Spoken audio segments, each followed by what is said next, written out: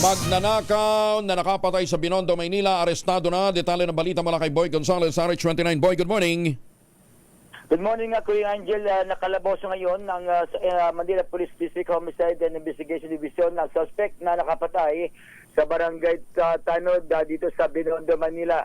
Namatay habang ginagamot sa ospital ang isang barangay Tanod matapos na saksakin ng tumulong ito sa insidente ng nakawan sa Maynila. Nakilala ang biktima na si Peton Biaso na 28 anyos ng Labasari Street, Barangay 281 sa Binondo.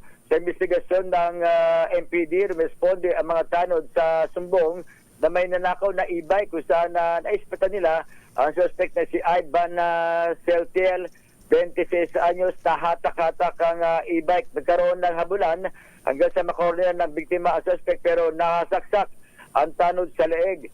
Naaresto naman ang suspect sa isinagawang follow-up operation ng Binondo Police Station na naharap ngayon sa kasong murder.